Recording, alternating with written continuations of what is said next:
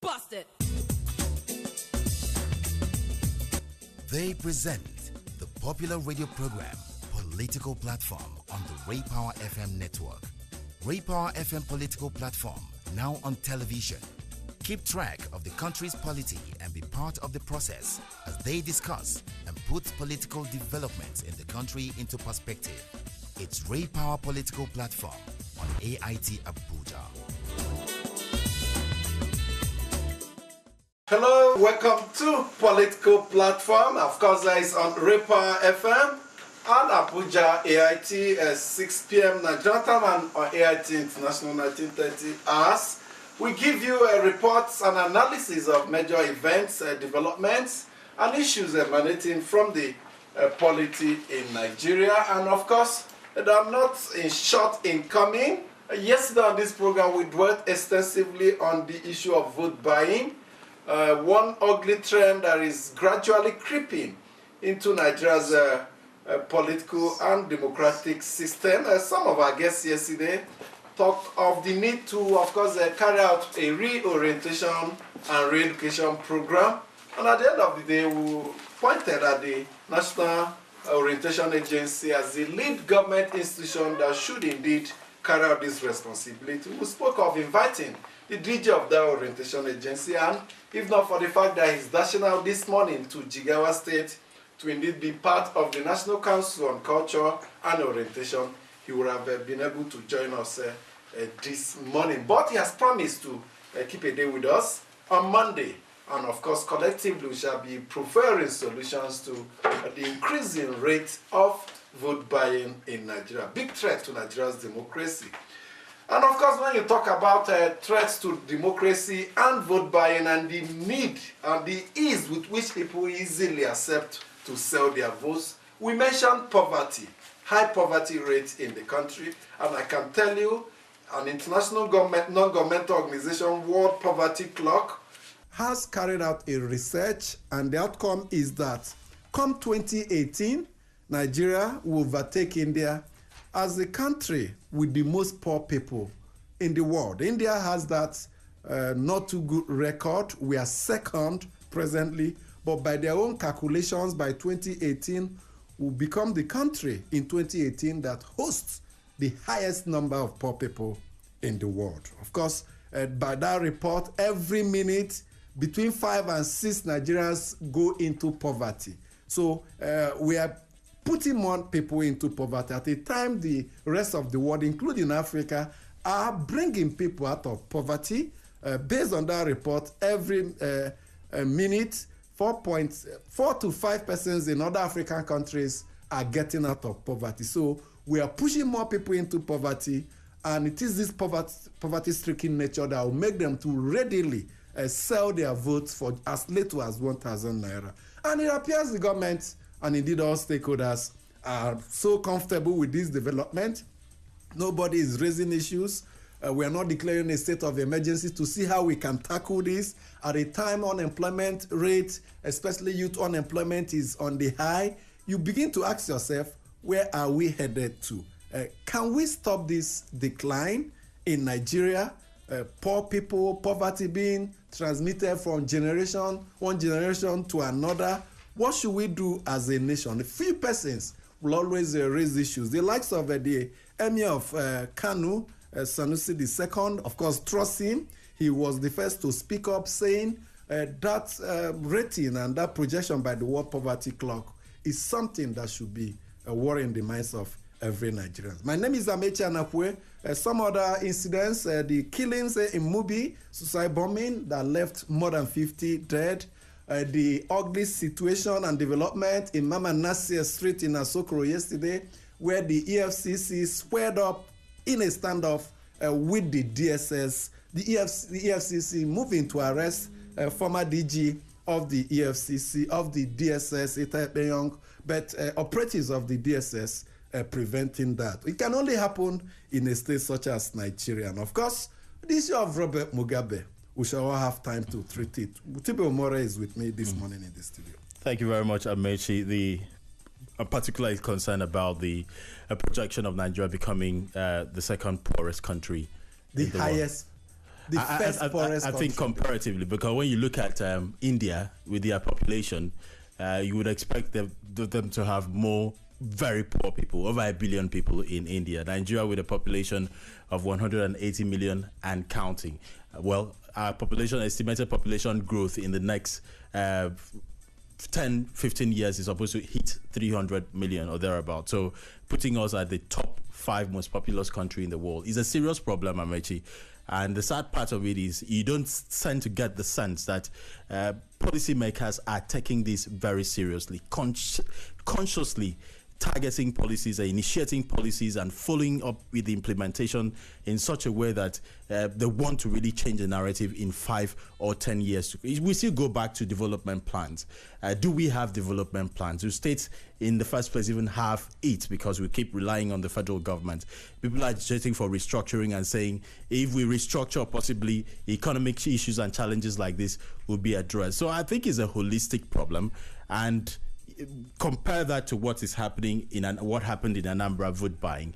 A deliberate attempt. You want to see it as a deliberate attempt by government, who pointed out yesterday, to make people poor and vulnerable. And at the end of it, they really don't have any basis to hold government accountable at the end of the day. So we are finding ourselves in a very serious situation, which, like he said, we compare that to the high number of out-of-school children in the north, which has been said to be a time bomb waiting. We are already rising up to about 13 million across the nation. 13 million across the nation. Children who are of school age but out they of are not in school. Talk of a maternal and child mortality rate. Nigeria has the second worst rate and may even become the number one. Children under 5 and women giving birth die most in Nigeria. Even better, and other countries that are war-torn appear to be better than Nigeria. Unemployment rate, illiteracy rate, all the socioeconomic indicators pointing at the negative. At the negative, it's so high.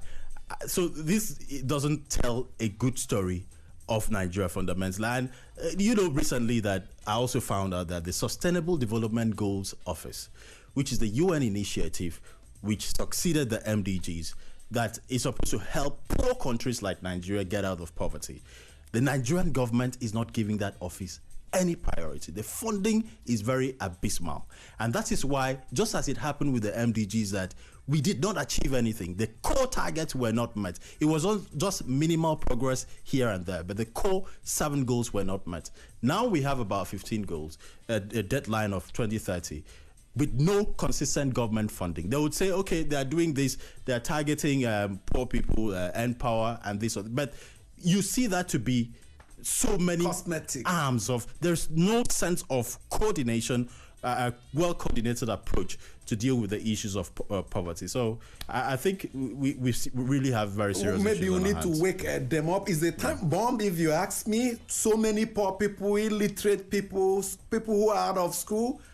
Any doctrine comes in, they can easily lash onto it and begin to profess some things that will not augur well. Of course, that report says 82 million Nigerians may be in extreme poverty by 2018. Of course, we'll take a break, then take your mails. So many issues, very good ones you raised there. Please continue to put pen to paper about your thoughts and suggestions on Nigeria's various problems and how we can go about it. Just remember also that we need to, we'll be bringing in a security expert to indeed help us analyze this standoff between the EFCC and the DSS yesterday. Please don't get away.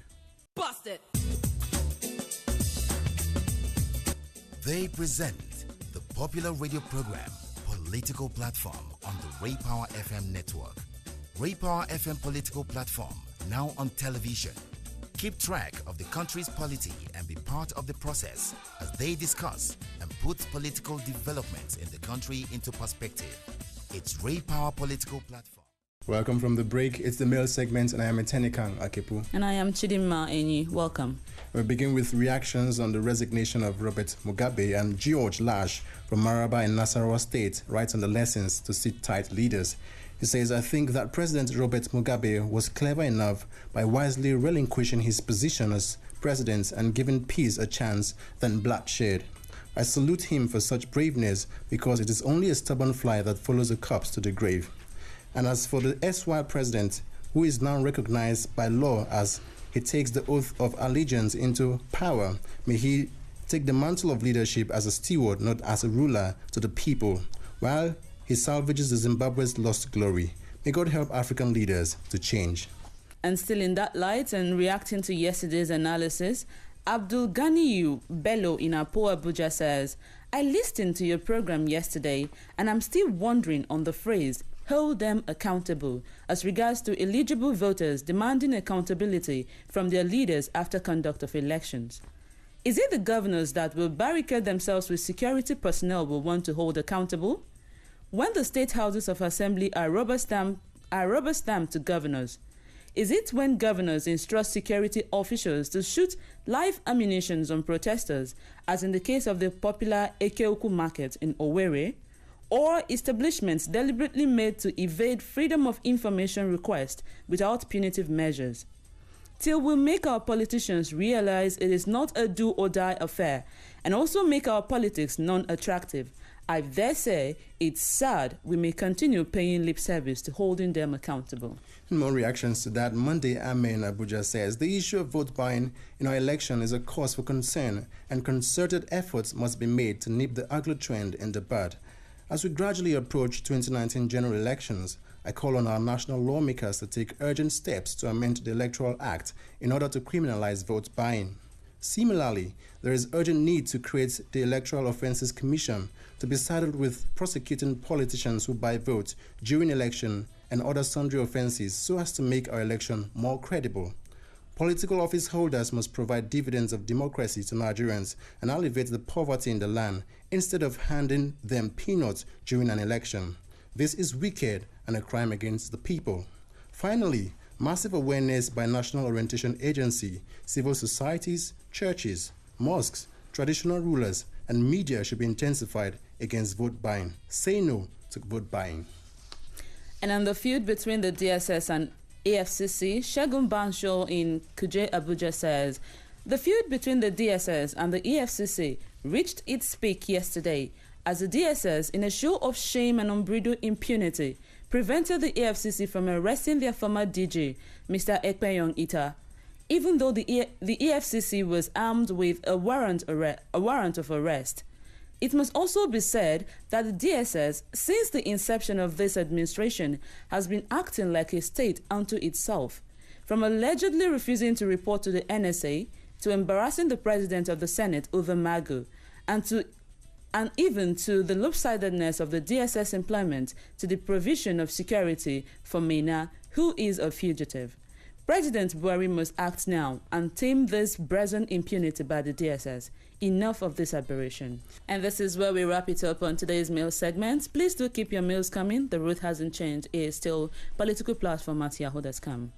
Thank you so much for remaining with us. We dwelt extensively on that poverty projections, and not to lose sight of the fact that the government is doing its bit. Of course, the National Poverty Eradication Program, NAPEP, is still struggling to indeed make impact, and the Empower project is social empowerment project of this administration targeted at the most vulnerable, the wretched of the earth, like some people will call it, conditional transfer scheme, where of course attempts are made to engage graduates enhance experience in some organizations, and hoping that indeed they will get the necessary requisite experience to take it up there.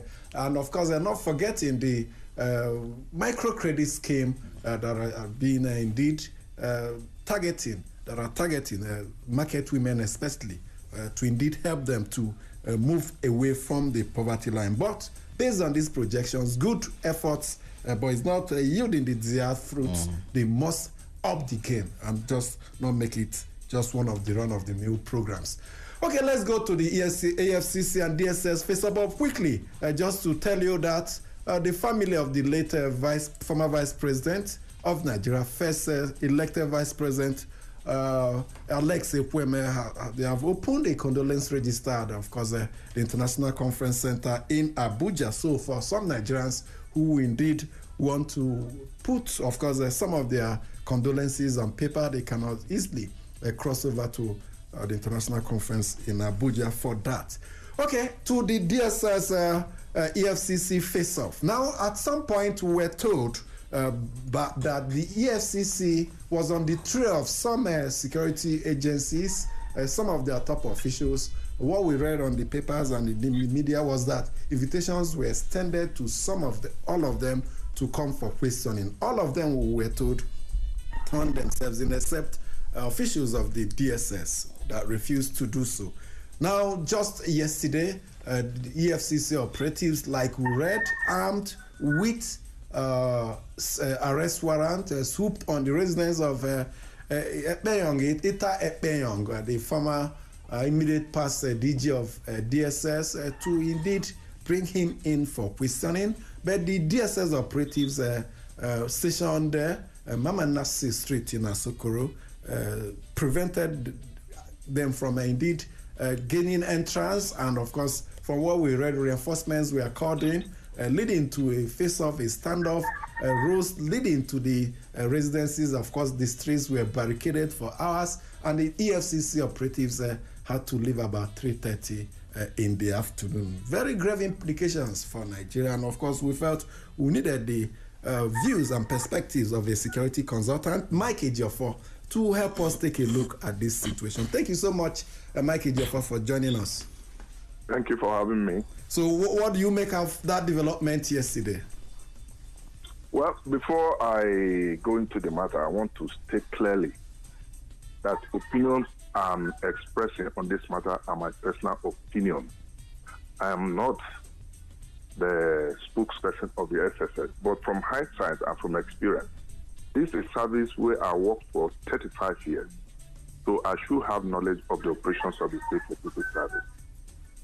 The Instrument 1 1999 creating the State Security Service, it is only the President and Commander-in-Chief that have powers to investigate the operational spending of the State Security Service.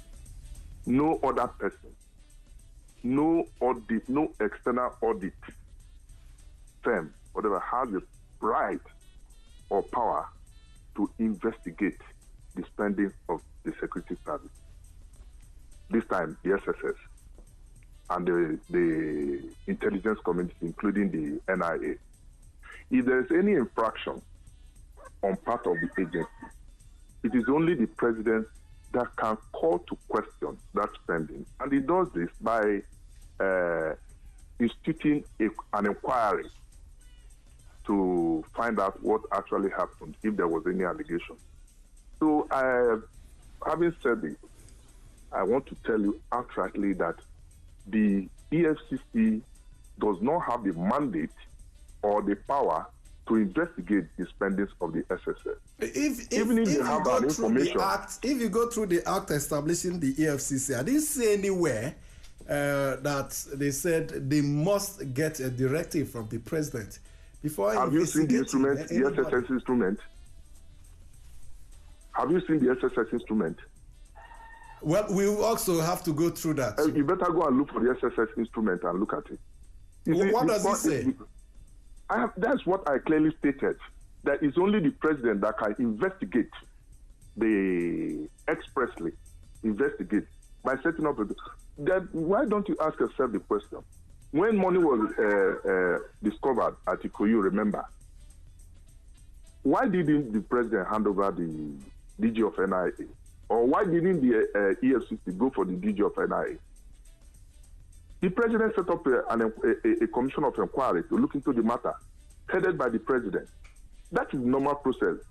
So what you're saying in effect is that the mandate of the EFCC does not cover it does not. Officials of the DSS and other security agencies. It does not cover the EFCC has no power. You cannot put something on nothing. The EFCC does not have that mandate. They don't have the power to go and begin to investigate it. You know what it means? We're exposing ourselves to ridicule, to international community. This is very shameful. Have you also... And I'm very bitter about it. As a Nigerian, not just as somebody who has served in the SS, as a Nigerian, we're exposing ourselves to ridicule. Look at what happened in the office of the NSA. Now, how would the current NSA be bold enough to embark on certain spending to the detriment of security because he will be questioned tomorrow over it. We should not be toying with our security. This is pure politics, and I'm not a politician. I don't want to join them in that. Well, okay, Mr. Joffo, have you also confirmed? We understand that the EFCC embarks on an investigation based on a petition. In this case, from initial reports we are getting, the DSS has not made any complaint to the EFCC. So that is the point. Where exactly could the EFCC be having? EFCC, they don't have to be a complainant. They don't have to be a complainant. But what I'm saying that if there's any infraction, the EFCC should now go to the DGSS to lay a complaint, and he will be giving them. So why do you bother somebody who is out of office?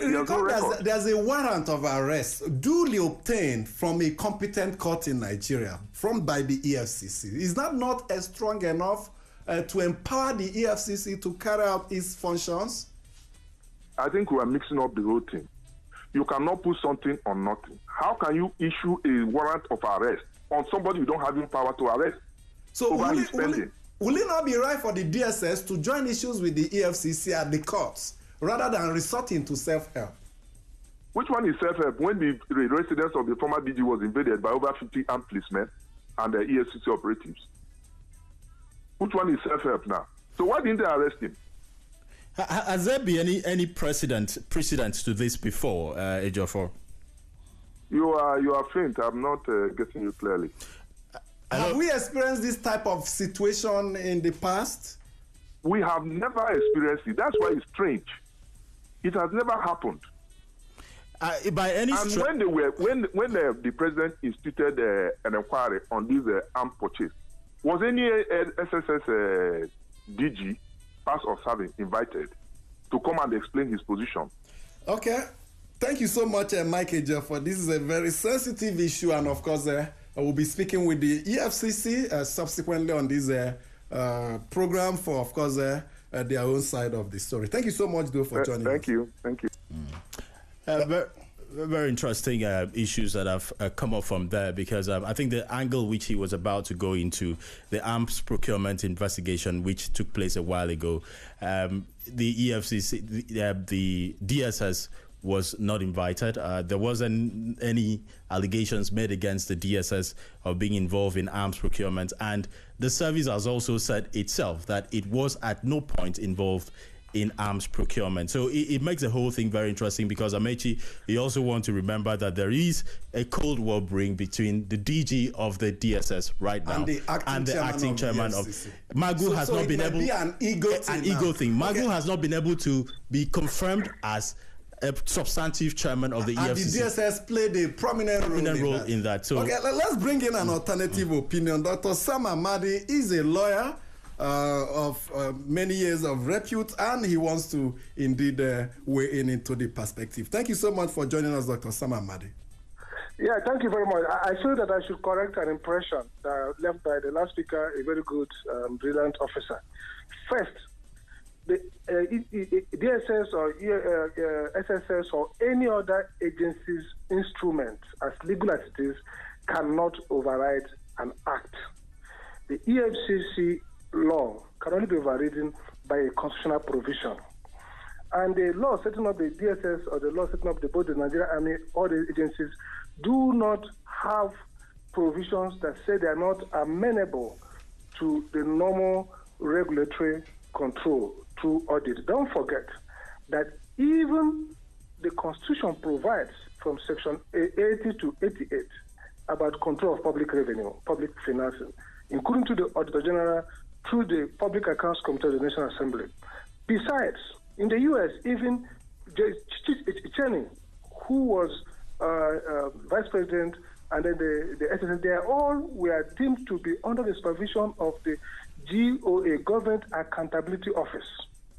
There is no democracy that says because you are doing sensitive security operations, you are no longer subject to the ordinary auditing process. And that means the EFCC can equally investigate a sitting president in Nigeria. Of course. You see, look at the point here. Investigation is, the president has immunity for prosecution. By the way, the Supreme Court says in the case of Fawemi Abacha, the case of Fawemi and Tinubu's case, they said, look, Fawemi against the police. He says clearly, you can investigate, but you cannot prosecute.